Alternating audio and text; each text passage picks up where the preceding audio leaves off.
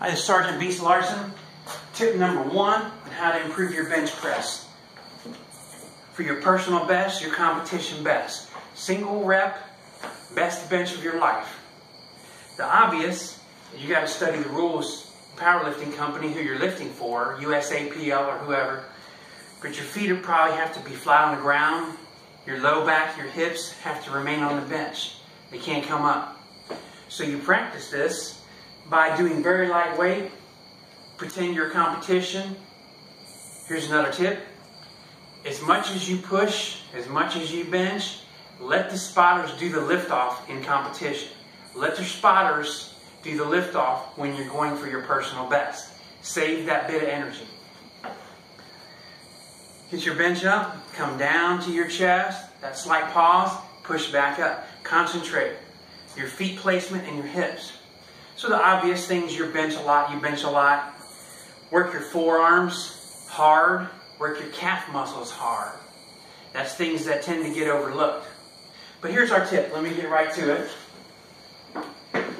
Let me lean back. Most bars, and you can see this bar, it's got the grooves in the middle, smooth spot.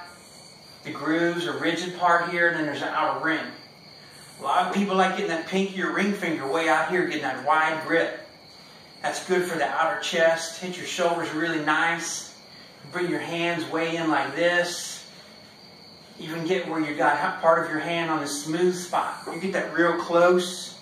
Get the inside of your pecs, that cleavage going. But your best bench is in between close and wide.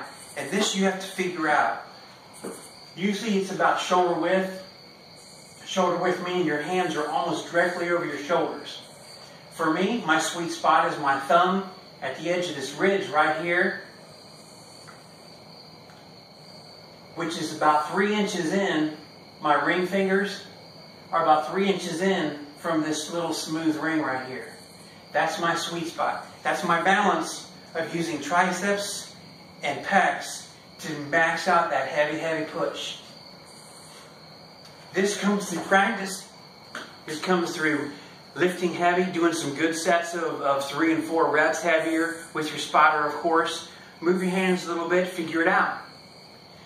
In a competition up in Indiana one time, the bar was totally different and had ridges all the way across. It was one of those 50-pound bars, not a 45-pound bar. I didn't have that smooth spot to put the end of my thumbs on to get my spacing. So I just reached up, I closed my eyes, tried to figure it. I was off center and I felt a pinch when I was pushing up 385. So I didn't lift anymore after that. That was my final lift for that day.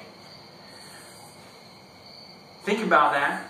Try your hands here and there. Once you get to that right spot, that's like a sweet spot on the back, grand slam. That's tip number 1. Thanks for joining. I'll see you soon.